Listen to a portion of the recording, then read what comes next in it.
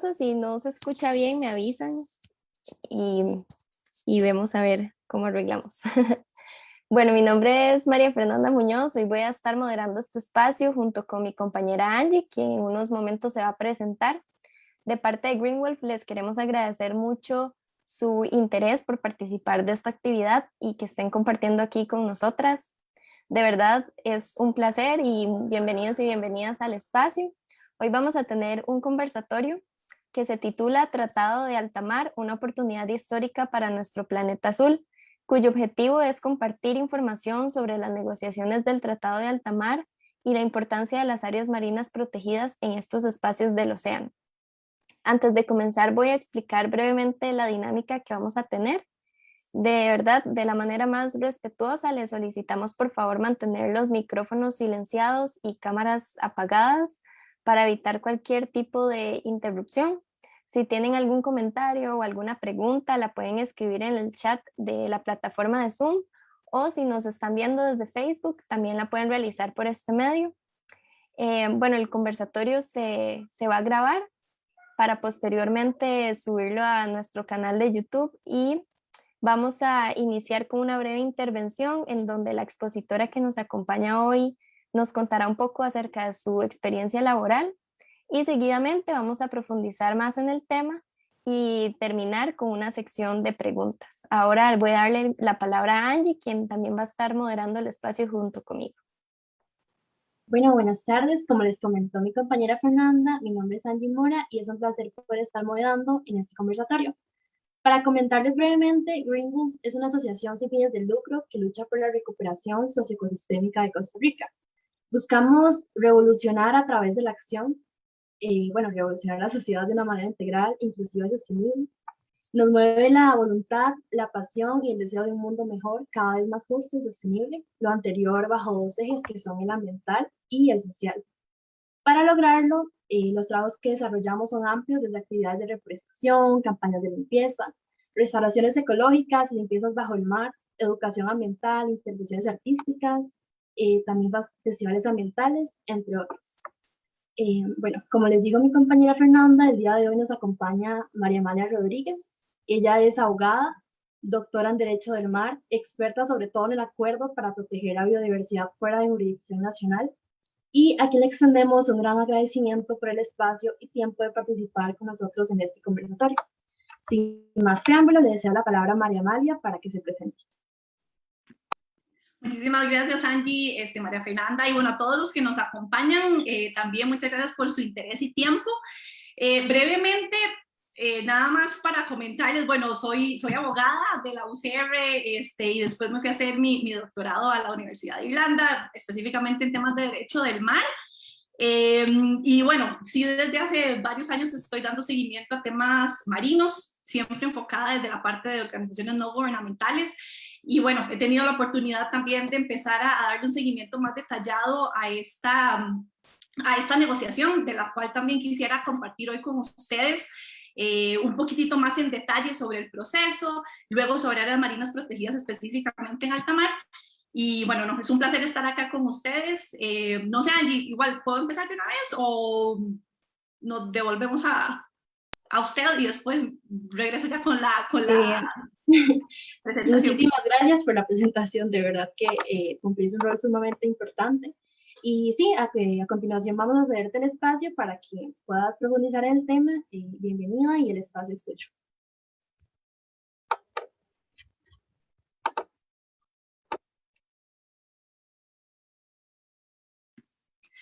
Perfecto, bueno, no, muchísimas gracias y nuevamente agradecerles a ustedes el tiempo y el interés en acompañarnos en la sesión de hoy. Como mencionaban Angie y Fernanda, hoy quisiera enfocar esta conversación en este tratado que, para hacerlo más cortito en nombre, porque como pueden ver es un título muy largo, lo llamamos el Tratado de Alta Mar, pero sí, técnicamente lo correcto es decirle el Tratado para la Conservación y Uso Sostenible de la Biodiversidad en áreas fuera de las jurisdicciones nacionales. Y bueno, acá la idea es compartirles un poquito más cómo va el proceso y la oportunidad que representa estas negociaciones para nuestro planeta azul. Uy, Dios, se me perdió. Listo. En modo de síntesis, bueno, los puntos a tratar. Primero, lo que sí quisiera es como que todos partamos desde la misma página, sabiendo que son áreas fuera de las jurisdicciones nacionales. Luego voy a estar adentrándome un poquito más sobre el tema del proceso de negociación BBNJ. Este es el acrónimo en inglés, que significa biodiversidad fuera de áreas de la jurisdicción nacional. Más adelante voy a enfocarme en áreas marinas protegidas en alta mar. Posteriormente, también como los links que hay entre este proceso de negociación y otros procesos que se están llevando a cabo en otros espacios. Para ir finalizando, también quería compartirles cuál es el trabajo que hacemos desde High Seas Alliance o de la Alianza por el Alta Mar y finalizar con algunos puntos de síntesis. Entonces, bueno, conceptualmente yo creo que sí, a veces es importante que todos estemos en la misma página. Entonces, ¿qué es lo que significan áreas fuera de las jurisdicciones nacionales? Tenemos que este concepto tiene dos elementos. El primero es el alta mar, que es la columna de agua que está después de las 200 millas náuticas de las zonas económicas exclusivas. Y el área, que son los fondos marinos también, luego de esas 200 millas náuticas. Entonces, esos dos componentes es lo que nos da áreas fuera de las jurisdicciones nacionales como un concepto integral. Acá esta imagen, nada más para que veamos qué espacio de nuestro planeta cubren estas áreas, y es casi la mitad del planeta. Entonces, no es poca cosa lo que se está negociando en este proceso, y sí, por eso también todos deberíamos de estar muy involucrados e informados sobre este proceso de negociación. Pero ¿qué hay en las áreas fuera de las jurisdicciones nacionales? Antes de empezar ya, más que todo en el proceso de negociación en sí. Bueno, tenemos ambientes extremos donde una diversidad de especies se han ido adaptando, y bueno, estas que parecen que vienen del espacio exterior, tenemos pulpos que parecen elefantes, tenemos respiraderos hidrotermales. Entonces todo lo que hayamos aprendido en ciencias en la escuela sobre la fotosíntesis, aquí no aplica porque la luz solar no llega, y todos los procesos vitales también dependen de procesos químicos. Entonces es otro mundo realmente lo que sucede en las profundidades marinas y en estos espacios fuera de las jurisdicciones nacionales. También tenemos corales. Yo que tengo un background legal, siempre pensaba que los corales solamente estaban en áreas tropicales y de aguas más costeras. Pues no, en las profundidades marinas tenemos corales fríos y también tenemos muchas otras especies que se han ido adaptando a estos ecosistemas extremos. Y conforme vamos subiendo la columna de agua, nos podemos encontrar una diversidad de especies que son muy importantes para diferentes actividades económicas de nuestros países. Entonces tenemos las ballenas para el avistamiento de cetáceos, tortugas, tenemos el tema de pesca, y bueno, eso es como la foto, más o menos para saber de qué es lo que estamos conversando cuando hablamos de áreas fuera de las jurisdicciones nacionales. Esta imagen que tienen acá es básicamente cómo se ve el tema de gobernanza en áreas fuera de las jurisdicciones nacionales. Entonces tenemos a la Convención de Naciones Unidas de Derecho al Mar, la CONVEMAR, que es la Constitución de los Océanos, y donde se estipulan de manera muy general los derechos y obligaciones de todos los estados en los espacios marinos. Teniendo la Constitución de los Océanos, pueden ver también que tenemos otras actividades que se están realizando actualmente en las áreas fuera de las jurisdicciones nacionales. Por ejemplo, tenemos el tema de minería con la Autoridad de los Fondos Marinos, la parte 11 de la CONVEMAR. También tenemos a la Organización Marítima Internacional y sus respectivos instrumentos legales sobre navegación. Tenemos actividades de pesca, entonces tenemos el Acuerdo de Peces Transzonales y Altamente Migratorios, también con la institucionalidad que se ha ido desarrollando durante varios años, como las Organizaciones Regionales de Ordenamiento Pesquero y la FAO, y también tenemos un conjunto de instituciones, de programas y de instrumentos internacionales que se enfocan un poquito más en el tema de conservación y protección de biodiversidad, como el Convenio de Diversidad Biológica, los programas de mares regionales de Naciones Unidas y demás instrumentos. Acá yo quisiera que la idea que nos llevemos para la casa es que tenemos un rompecabezas de diferentes instituciones y de diferentes instrumentos legales, y no tenemos, por así decirlo, una sombrilla que nos cubra todas las actividades que sucedan en el alta mar o en las áreas fuera de las jurisdicciones nacionales, o que promueva coordinación y cooperación entre todos estos diferentes ámbitos sectoriales. Ahora pasando a la cronología de las negociaciones, acá no voy a entrar en el detalle de cada uno de estos puntos, pero sí lo que me interesaba era mostrar que, bueno, que es un proceso que no es nuevo, que inició sus discusiones a principios de los años 2000. Tal vez sí enfocar o resaltar que en el 2011 los estados identifican una serie de vacíos legales que son 4 elementos que vamos a ver más adelante, y que estos 4 elementos, donde realmente ahorita no tenemos legislación que aplique en áreas fuera de las jurisdicciones nacionales, se convierten en la columna vertebral de este tratado. Posteriormente, los estados siguen discutiendo sobre el tema y es hasta el 2018 donde realmente empieza de manera formal la negociación del tratado. Importante, se aprobaron 4 sesiones de negociación, se han realizado 3. La cuarta se suponía que iba a ser el año pasado, por temas de pandemia se reprogramó para este año en agosto, pero una vez más tuvo que ser reprogramada, y en principio estaría llevándose a cabo en marzo del próximo año. Antes de continuar con ya el detalle de los elementos del tratado, sí hay algunas consideraciones relevantes que quería mencionar sobre este tratado nuevo. Primero, muy importante, no viene a reemplazar organismos regionales o sectoriales, sino que más bien busca apoyar y complementar el trabajo que se está realizando en estas diferentes esferas para garantizar la sostenibilidad de los ecosistemas en estas áreas fuera de las jurisdicciones nacionales. Asimismo, busca promover el uso de la mejor ciencia, facilitando el intercambio de datos sobre biodiversidad. Acá es muy importante porque en este momento hay un puñado de países que no son los que tienen acceso a estas áreas por tema de tecnologías y de recursos, pero facilitando este intercambio de información va a permitir a países como Costa Rica también poder entrar en ese compartir y en ese poder recibir datos para tomar decisiones de manera informada. Y también, muy importante, es que el tratado tiene que permitir la consideración integral de la biodiversidad en dichas áreas para poder identificar y mitigar posibles impactos negativos de las diferentes actividades humanas que se realizan en estas áreas.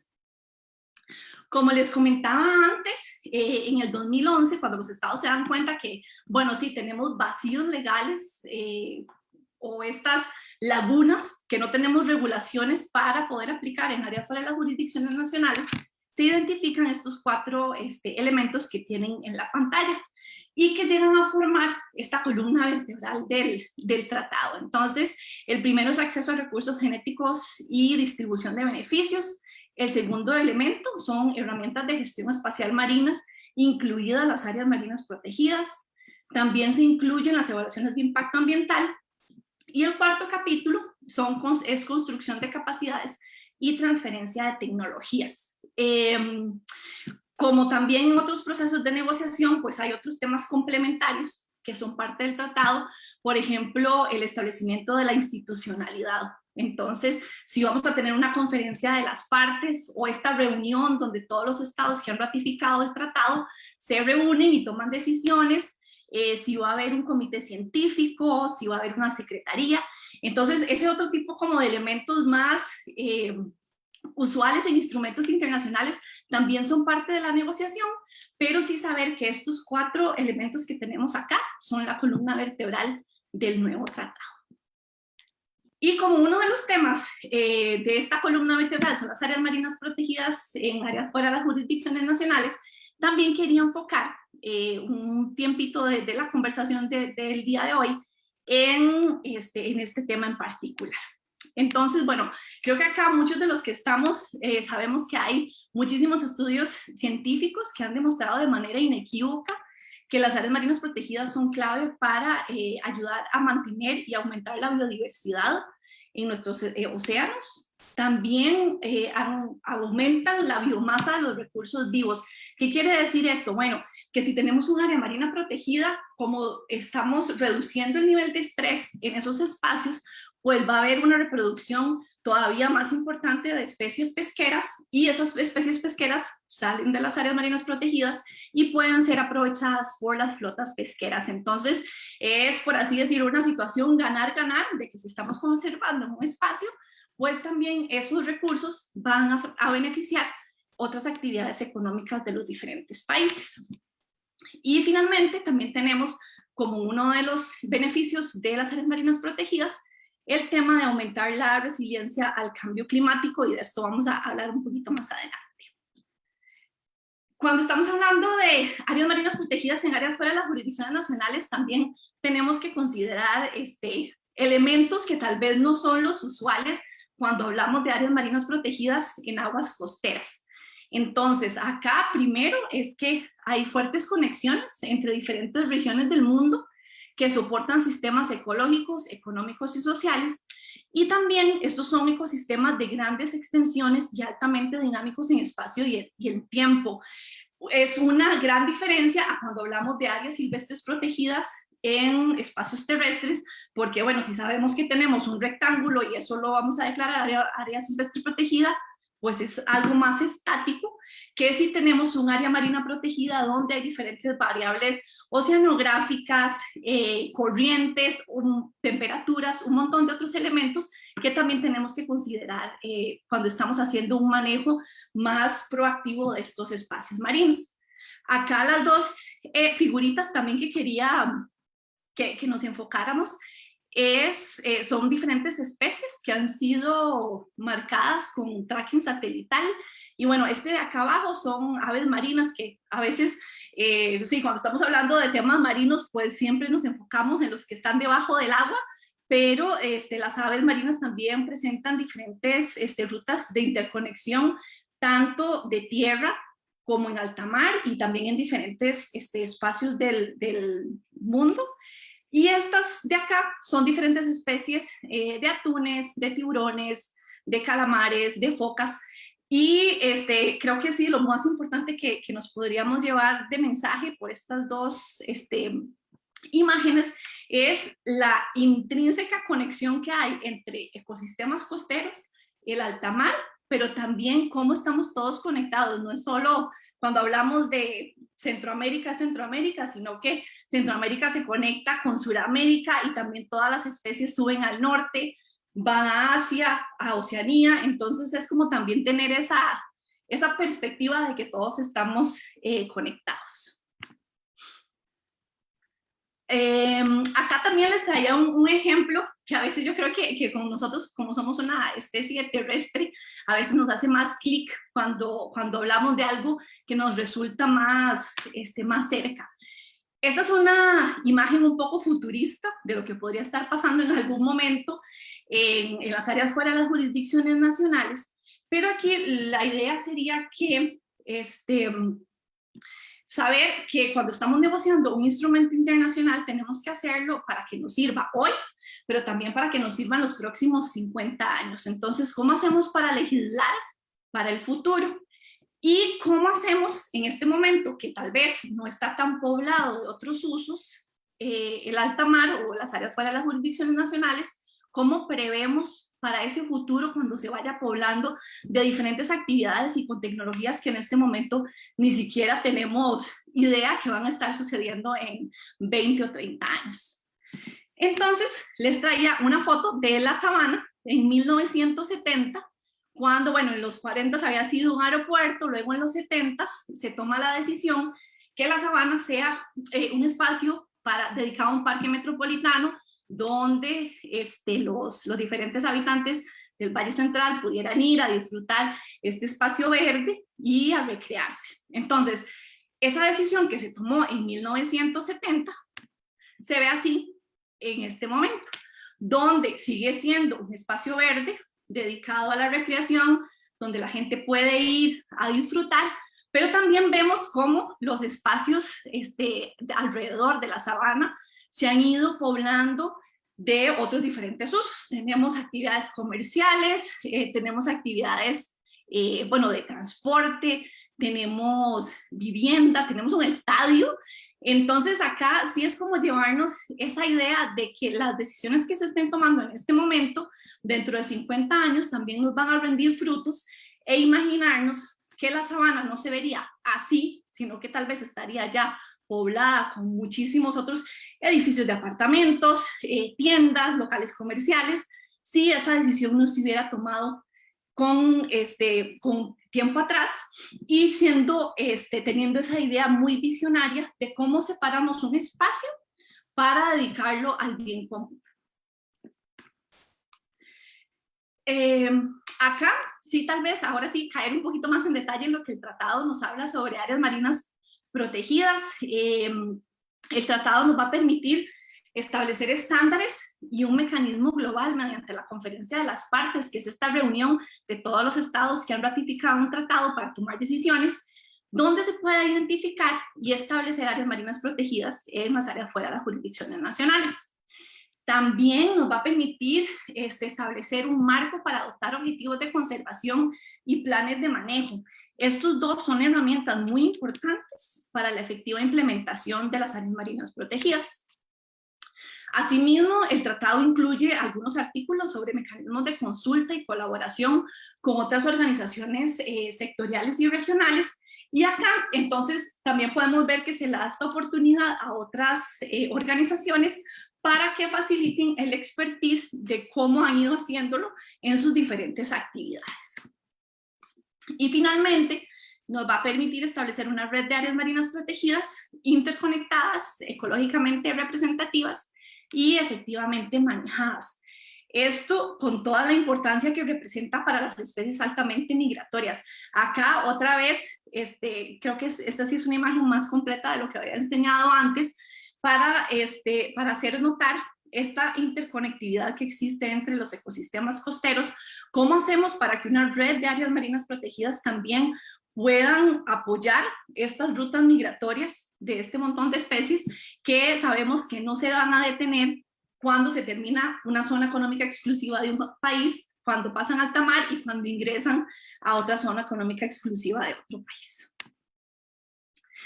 Y bueno, también para contarles que ahorita cuando les hable un poquito más sobre High Seas Alliance, que somos esta coalición de más de 40 ONGs, pues sí hay algunos miembros ONGs que han estado tratando de hacer un ejercicio de cómo se vería esa primera generación de áreas marinas protegidas en alta mar.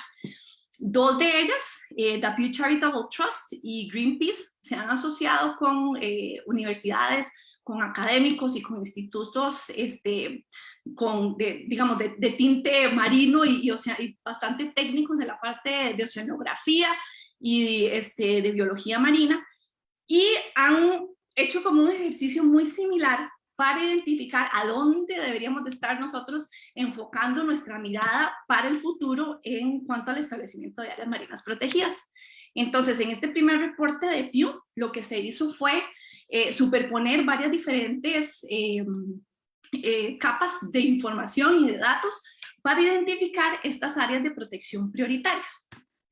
Y este mapa es lo que nos da como resultado dónde deberíamos de estarnos fijando en estas áreas prioritarias. Pueden ver en un celestito más oscuro estos espacios que sí ameritarían en algún momento el establecimiento de algún tipo de área marina protegida o de varias para que se pueda consolidar una red de áreas protegidas. El ejercicio sí es también lo que ven en rojo, son áreas que no se incluyen en esa superposición de información porque presentan pesca intensiva y entonces ya son áreas bastante explotadas y por eso fueron excluidas de este ejercicio en particular.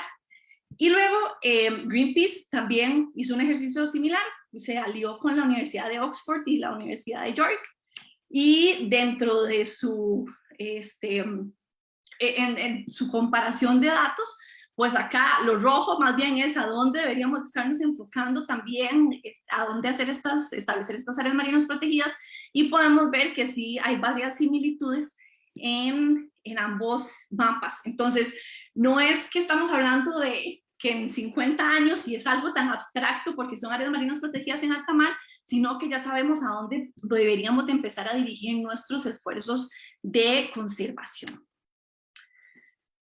Pasando a cómo se complementa este tratado y esta negociación con otros procesos que se están llevando a cabo en otros foros o espacios sobre conservación de biodiversidad, es importante hacer ese link entre el proceso BBNJ y la iniciativa de 30 por 30, que es poder conservar al menos 30% del océano para el año 2030.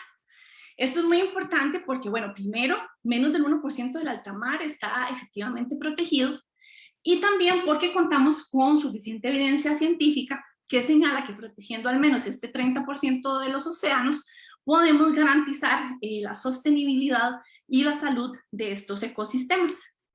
Hay dos espacios o dos foros multilaterales donde también se discute este porcentaje, que es el Congreso Mundial de la UICN. Ya teníamos una resolución que viene desde el 2016, pero justamente esta semana se está llevando a cabo el otro Congreso Mundial de UICN, donde se prevé ratificar otra resolución que dé apoyo a esta meta del 30 por 30, y también dentro del marco del Convenio de Diversidad Biológica se están discutiendo las nuevas metas de conservación posteriores al año 2020. Entonces, ¿cómo se nos relacionan todos estos procesos? Bueno, el Tratado BBNJ va a permitir a los estados crear áreas marinas protegidas en alta mar y también alcanzar esa meta de al menos el 30% de océanos protegidos para el año 2030. Acá, muy importante, y bueno, de reciente publicación, el sexto reporte del panel intergubernamental de cambio climático nos indica que todas las regiones del mundo van a enfrentar cambios crecientes, calentamiento acelerado y un aumento de las olas de calor adentro, bueno, de las olas de calor marina, y todo esto lo que va a empezar a hacer es a desestabilizar diferentes ecosistemas y a afectar la biodiversidad que en ellos habita. Entonces, pues sí, lo muy importante es saber que si las áreas marinas protegidas son nuestras aliadas para fortalecer la resiliencia ante el cambio climático, pues también deberíamos de estar pensando cómo las establecemos tanto en nuestras zonas económicas exclusivas como en estas áreas de alta mar, que son muy importantes para diferentes especies. Ya para ir cerrando, sí quería comentarles una pincelada de qué es quién es High Seas Alliance y qué es lo que hacemos. Bueno, la Alianza por el Alta Mar es una coalición creada en el 2011. Actualmente somos más de 40 ONGs, más la UICN. Entonces hay ONGs desde las globales hasta otras más regionales, otras nacionales. Y al final el objetivo es cómo unimos esfuerzos para trabajar con los diferentes delegados y los países en las negociaciones de este tratado. Usualmente coordinamos con cancillerías, con ministerios de ambiente y con otros actores involucrados en el proceso de negociación. Es una plataforma para dar visibilidad a temas específicos. Como recordarán, la columna vertebral del tratado también contiene otro elemento que es el de estudios de impacto ambiental y las áreas marinas protegidas, los cuales son dos temas donde nos hemos enfocado para poder trabajar con los delegados de los diferentes países. Y también la idea es cómo aportar experiencia regional y lingüística combinada de la membresía, o sea, de todas estas ONGs.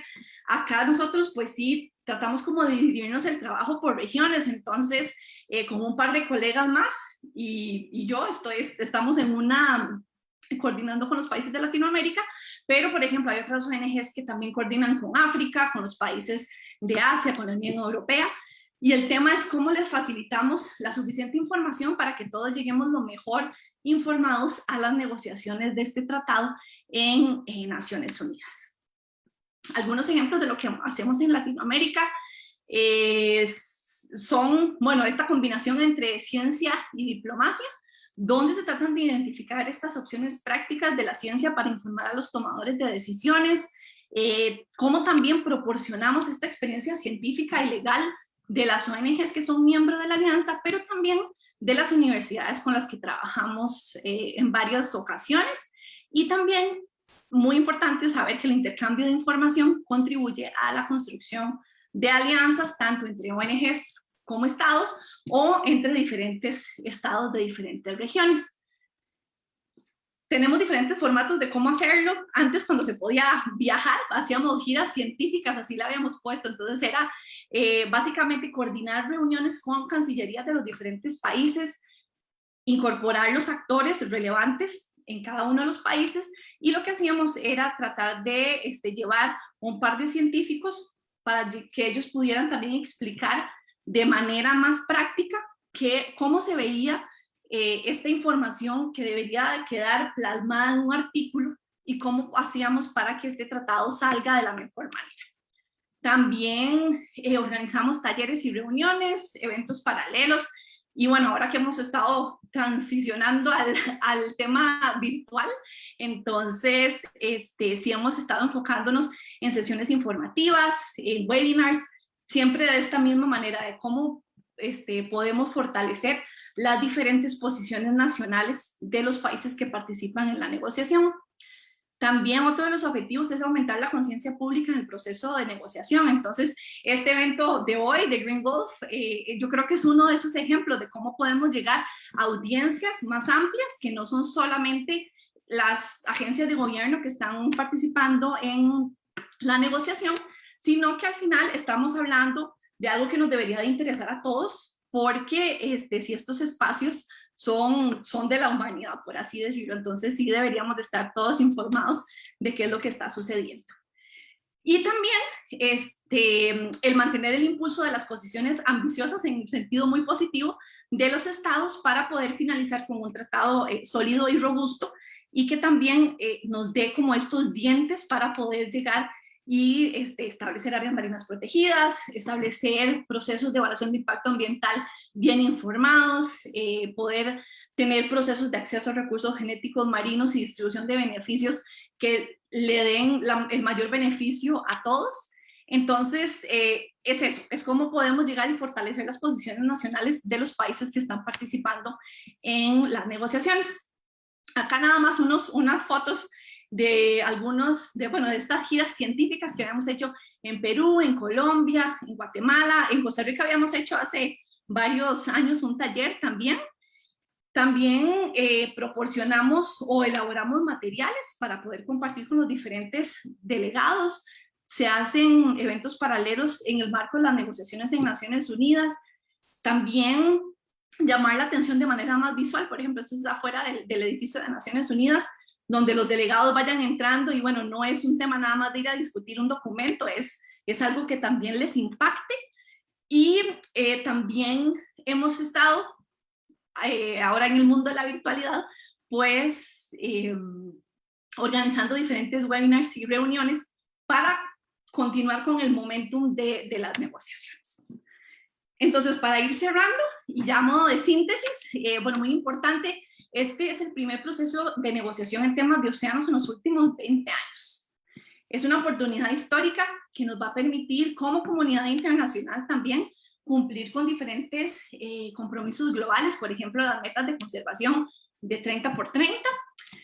El tratado debe de ser global y comprensivo para así poder garantizar la sostenibilidad de la biodiversidad en casi la mitad del planeta. Yo creo que no se nos puede olvidar eso. Estamos hablando que casi un 45% de la Tierra está cubierta por las áreas fuera de las jurisdicciones nacionales, y que por eso es tan importante esta negociación. ¿Cómo nos va a ayudar este tratado? Bueno, nos va a ayudar a abordar de manera integral diversas amenazas que actualmente existen en todo el océano, sea parte costera o parte de alta mar, y también poder subsanar estos vacíos legales. Podemos también mejorar el desempeño de organismos multilaterales y regionales existentes. ¿Cómo? Bueno, promoviendo la coordinación y cooperación intersectorial, y también garantizando una mayor rendición de cuentas. Finalmente, algunos beneficios para los estados sería asegurar océanos saludables y resilientes para la sostenibilidad de esa biodiversidad marina, que no es un tema de conservación por conservación, sino también de la cual dependen importantes actividades económicas como el turismo, como la pesca, también los servicios ecosistémicos que nos facilitan, y también cómo hacemos algo más operativo del principio de cooperación internacional, que es uno de los pilares de la Convención de Naciones Unidas sobre Derecho del Mar, y cómo en el momento de cuando vayamos a implementar el tratado, vamos a tener cosas más tangibles, por ejemplo, la transferencia de tecnología, la creación de capacidades, esta transparencia y colaboración en compartir información y apoyo a iniciativas de control y monitoreo también en estos otros espacios. Entonces, acá termino mi presentación, pero creo que sí, ahora seguimos con la sesión de preguntas y respuestas, así que yo encantada de seguir conversando sobre este tema. Muchas gracias. Muchas gracias, María Amalia, de verdad, por toda esa información tan valiosa. Quiero rescatar que, bueno, es bastante complejo el tema porque, como usted dice, son zonas que realmente como que le pertenecen a todos, pero no le pertenecen a nadie. Entonces tienen como ese grado de dificultad, ¿verdad? De cómo nos ponemos de acuerdo para protegerlas y pues asegurar que la biodiversidad que ahí habita, pues, pues que pueda, ¿verdad? Estar saludable, no solo hoy por hoy, sino a futuro, ¿verdad? Por todo lo que esto implica pues para los demás ecosistemas y también para nosotros como especie que sabemos que estamos en un momento muy crítico. Y especialmente también el ejemplo que nos daba acerca de la sabana, ¿verdad? De que tenemos que tener como esa visión de cómo impactan nuestras acciones, lo que hacemos hoy, todo lo que decidamos, ¿verdad? Va a construir el futuro. Entonces, pues, ¿qué queremos y cómo queremos irlo formando? Y bueno, para iniciar con esta sección de preguntas, queremos preguntarle primero, ¿qué rol puede jugar Costa Rica en la adopción de este tratado? Okay. Muchas gracias. Y no, bueno, Costa Rica es parte de un grupo de estados latinoamericanos que están coordinando entre sí, porque en este tipo de negociaciones, pues sí es muy importante que uno pueda ir a negociar en bloque, no es lo mismo tener 15 países negociando a tener uno solito. Entonces Costa Rica se ha aliado con estos 15 países latinoamericanos y la verdad es que ha tenido un papel muy bueno, muy proactivo. El tema acá es cómo movemos también a toda la región para que sea igual de ambiciosa, pero en este momento sí es, y bueno, y también rescatando que son negociaciones internacionales, las cancillerías de todos los países son como el punto focal que están, que lideran o que coordinan en cada uno de los países, pero que también pueden incluir dentro de sus grupos nacionales de trabajo otras instituciones, otras agencias que tengan que ver con temas marinos. Entonces, por ejemplo, acá el MINAE ha sido muy valioso también en aportar temas más técnicos en cuanto a la posición nacional, pero sí la idea es ver cómo la región latinoamericana, influenciada de manera muy positiva por Costa Rica, se puede ir moviendo para también consolidar un tratado más sólido y más ambicioso. Usualmente las negociaciones empiezan aquí y después de la negociación las cosas terminan acá, entonces es cómo podemos ir a proponer estándares muy altos para saber que vamos a llegar a un punto medio y que vamos a tener un tratado que no sea nada más un documento, sino algo que nos pueda funcionar también y que tenga dientes para ser implementado en los próximos años. Muchísimas gracias, de verdad que considero que es un momento relevante conocer la importancia de este acuerdo para así darnos cuenta de qué es lo que hace que esto funcione así y al mismo tiempo de cómo Costa Rica y en sí Latinoamérica podría incidir en el tratado. Ahora tenemos otra pregunta que dice, ¿cuáles son los puntos de discusión más controversiales que pueden obstaculizar el avance del tratado? Buenísima pregunta. Sí, hay algunos países que tal vez no están tan convencidos de la importancia de tener este tratado y pues sí piensan que seguir con el rompecabezas de de las primeras filminas que les mencioné, que cada quien está en su sector, está minería, está pesca, está navegación, como que eso es algo que nos va a funcionar para siempre. El riesgo de tener esa visión como muy regional y sectorial por actividades es que no nos estamos dando cuenta, por ejemplo, de efectos acumulativos y nadie está haciendo esa conexión de qué es lo que pasa cuando uno empieza a sumar que tenemos exploración minera abajo, tenemos pesca acá, tenemos navegación por aquí. Entonces, esa contabilización de impactos acumulativos no, en este momento no es tan visible, y por eso la importancia de poder coordinar y cooperar entre los diferentes sectores. Otro de los temas que se han ido también posicionando como tal vez un poco más controversiales por algunos países muy pesqueros, por ejemplo, Islandia y Japón, que dicen esto, que al final las regulaciones que tenemos pues son suficientes y no tendríamos que estar estableciendo más cosas, pero sí es un tema de países que no quieren regulaciones adicionales con una visión global, que yo creo que eso es lo muy importante, no perder la perspectiva de que estos espacios, como bien lo decía antes María Fernanda, son de todos, pero no son de nadie a la misma vez. Entonces, por eso es tan importante que tengamos un instrumento que nos permita tener algunos mecanismos para poder llegar y conservar y utilizar de manera sostenible la biodiversidad que habita en esos espacios. Perfecto, muchas gracias. Y es que bueno, al final también juega un papel muy importante pues los intereses, ¿verdad? Que tenga cada país como tal. Y ligado un poquito a esta pregunta anterior, también queremos preguntar cómo se puede garantizar que los estados cumplan con esos compromisos asumidos en el tratado. Esta también es una pregunta muy buena y se relaciona mucho con lo que la Convemar ya nos dice. Hay un tema de cuando estamos en la parte, en espacios marinos, que digamos, la legislación que aplica es la legislación de la bandera del barco. Entonces, ahí sí tenemos que saber que, por ejemplo, si nos comprometemos a hacer un área marina protegida, y Costa Rica es parte de esa iniciativa, entonces las embarcaciones de Costa Rica que lleguen hasta ese espacio se tienen que comprometer a que tienen que cumplir con las medidas de manejo establecidas para ese espacio particular.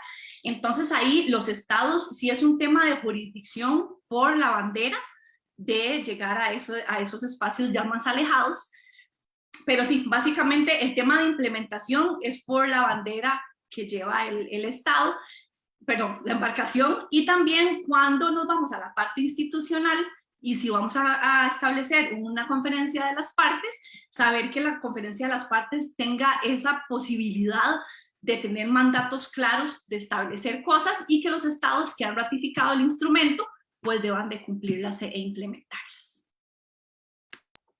Perfecto, muchas gracias. Al parecer es todo un reto, ¿verdad? Aquí tenemos otra pregunta que dice, ¿cómo se beneficiaría Costa Rica con la aprobación de este tratado? Bueno, eso es una de las cosas que sí, tal vez traté de indicar un par de beneficios para los estados en el último slide de la presentación. Básicamente, yo creo que si tenemos esa claridad de que todos estamos interconectados y que si nosotros estamos haciendo un magnífico trabajo en Costa Rica en conservar, pero después de las 200 millas náuticas de nuestra zona económica exclusiva hay una depredación terrible y se están llevando todos los recursos, pues se nos quedan cortos nuestras acciones de conservación y nuestras acciones de manejo. Entonces acá yo creo que sí es muy importante tener esa perspectiva de cómo actuamos de manera regional y global, porque al final los recursos van a estar pasando. El tema de las fronteras marítimas es un tema para nosotros, el resto de las especies les da lo mismo pasar por aquí o por allá y no reconocen. Entonces, si sabemos que le estamos aportando elementos, por así decirlo, para mantener la salud del alta mar, pues sabemos que los recursos que están ahí también se van a movilizar para Costa Rica, en este caso particular. Y por ejemplo, si tenemos una alta incidencia de ballenas azules que pasan por acá, o de las ballenas, bueno, de las diferentes especies que tenemos, pues estamos directamente impactando de manera positiva a las comunidades costeras que organizan avistamiento de cetáceos. O si también sabemos que estamos haciendo buenas medidas de conservación y manejo de tortugas, sabemos que hay una parte también de la industria turística que se dedica a ver este tipo de especies. Entonces, se traduce mucho en cómo también las actividades económicas se benefician si estamos siendo proactivos en temas de conservación en alta mar, porque esas especies al final también van a estar viniendo a nuestros espacios costeros y beneficiando de esa manera a comunidades de una manera más puntual. Muchas gracias. Bueno, la siguiente pregunta que tenemos es, ¿cuáles serían algunos requisitos específicos necesarios que permitan reforzar, a la Convención de las Naciones Unidas sobre el Derecho del Mar, la CONVEMAR, para así poder pues adaptarla y que ésta pueda garantizar el cumplimiento efectivo de sus obligaciones generales en cuanto a proteger los recursos vivos marinos, tanto en la actualidad como en el futuro? Esa pregunta está buenísima y es como muy jurídica. Acá sí es importante mencionar que la CONVEMAR en este momento, o sea, no está abierta para negociación, sino que se duró tantos años en negociarla que fueron, creo que como 10 o más, y este tratado en particular es un acuerdo de implementación de la CONVEMAR, porque la CONVEMAR lo que hace es como que nos da esos lineamientos generales de las obligaciones y los derechos para los estados en los diferentes espacios marinos y relacionados con los recursos que ahí contemplan, pero hay diferentes acuerdos de implementación por lo mismo, porque a veces la CONVEMAR se nos quedó corta. Entonces, claro, fue negociada en 1970 y en ese momento nadie se daba cuenta que íbamos a tener, no sé, la tecnología que tenemos en este momento. Entonces, este tratado, que es un acuerdo de implementación, lo que trata es de tomar algunos de estos artículos muy generales de la CONVEMAR y, por así decirlo, ponerle carnita y ponerle cosas más detalladas para que los estados tengan más claridad de cómo, por ejemplo, realizar una evaluación de impacto ambiental, que es un ejemplo muy claro. En la CONVEMAR hay un par de artículos muy generales, pero se queda hasta ahí. Entonces, ahora podemos aprovechar con este tratado BBNJ de cómo especificamos el procedimiento, quién hace qué cosas, cómo se toman las decisiones, pero sí la CONVEMAR no se abre a negociación, sino que más bien con estos acuerdos de implementación lo que se hace es como afinarle la punta, por así decirlo, a estos artículos que tenemos actualmente que son muy generales. Y bueno, y también hay otros dos acuerdos de implementación que han sido desarrollados anteriormente. El de la parte 11, que tiene que ver con minería marina, y el de los peces transzonales y altamente migratorios, que también es el otro acuerdo de implementación. Entonces el de BBNJ sería el tercero que viene a concretar un poquito más las disposiciones generales de la CONVEMAR. Muchas gracias. Creo que la pregunta queda respondida. La siguiente pregunta fue hecha por Bernal Pacheco y dice, en este tratado se discute sobre cómo se hará monitoreo y control de las áreas de alta mar de uso común o no se toca el tema. Sí, muy buena pregunta, Bernal, muchas gracias. Sí, el tema de monitoreo viene específicamente en temas de áreas marinas protegidas, pero también creo que en el capítulo de evaluación de impacto ambiental. Acá, y eso es una también conversación que tenemos a cada rato con muchos delegados, porque dicen, ¿cómo vamos a hacer un monitoreo después de la milla 200 si con costos tenemos los recursos para poder hacer monitoreo aquí en la parte costera a las 12 millas náuticas de la playa, ¿verdad?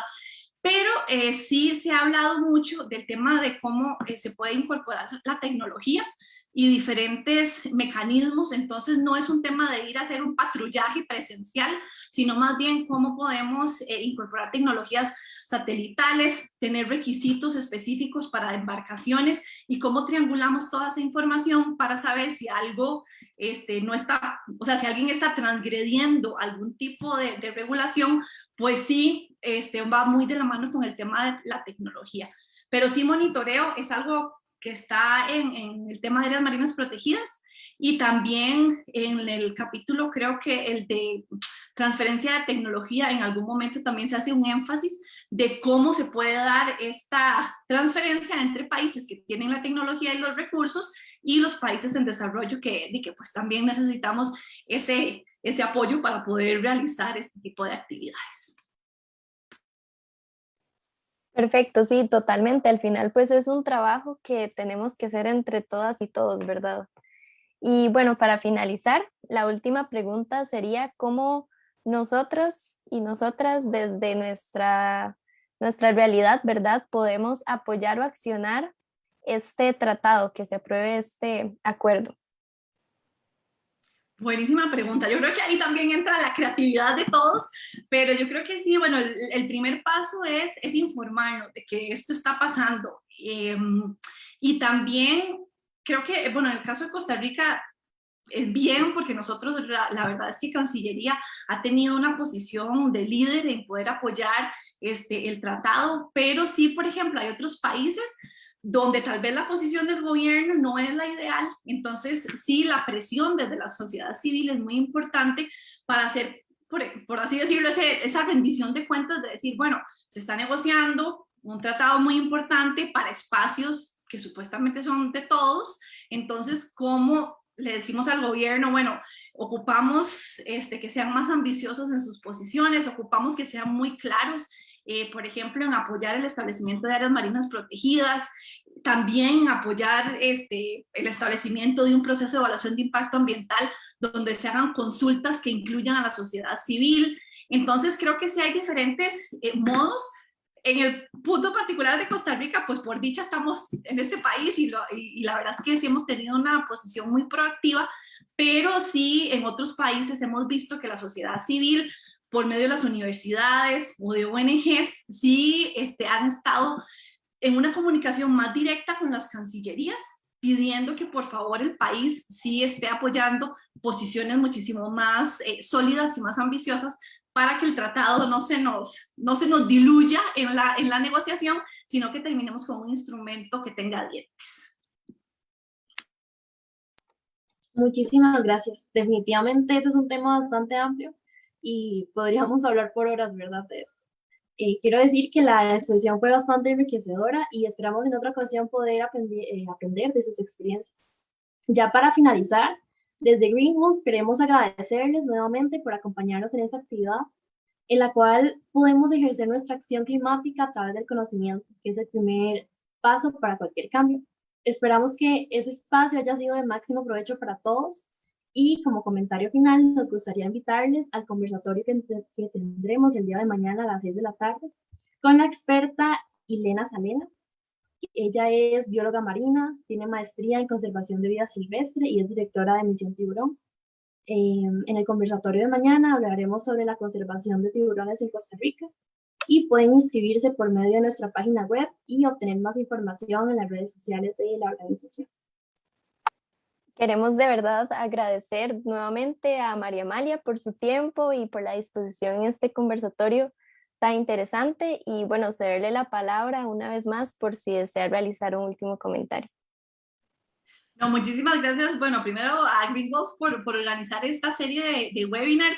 Sé que el resto de la semana también tienen un super panel de colegas marinas de acá, entonces invitarlos a todos a que sigan sintonizando este espacio por esta semana.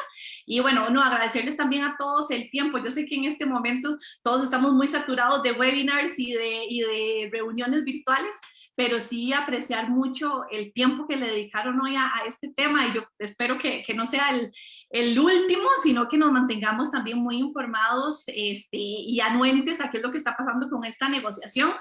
Y nada, una vez más, muchísimas gracias por la invitación. Gracias a usted y a todas las personas que nos acompañaron y que tengan bonita noche.